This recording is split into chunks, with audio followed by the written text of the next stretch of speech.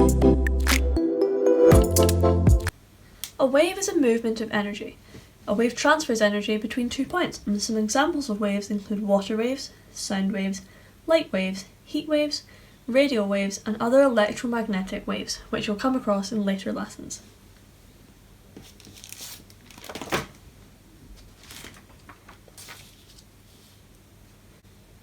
The first type of wave is a transverse wave. These are oscillations of electric and magnetic fields, meaning they can travel through a vacuum because they don't require other particles to vibrate off of them to transfer energy. Some examples of transverse waves are electromagnetic radiation like light, infrared, X-rays and more, and water waves, which as we know bob up and down and transfer energy across water bodies. The oscillations of these fields are perpendicular or at right angles to the direction of travel. You can see here the wave is travelling left to right, but the vibrations go from up to down. The first measurement of this wave is its amplitude.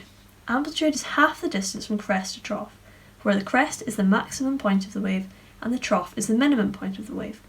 To find the amplitude, we just need the distance between these 2 points and we can divide it by 2. The other measurement is wavelength. Wavelength is a measure of the distance between a point being repeated in a wave, i.e. how long the distance of one waveform.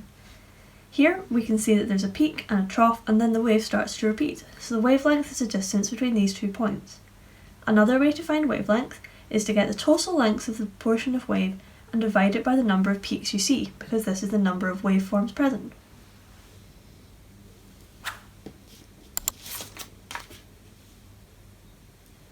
The other type of waves is longitudinal waves.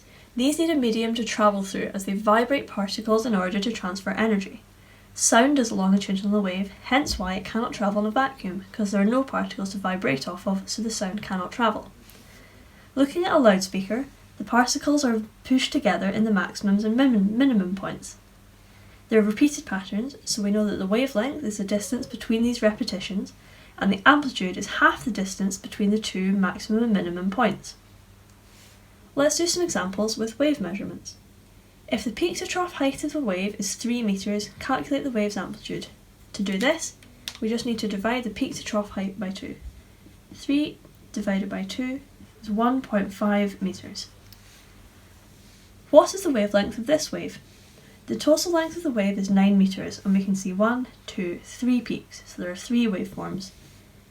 9 divided by 3 gives us a wavelength of 3 meters.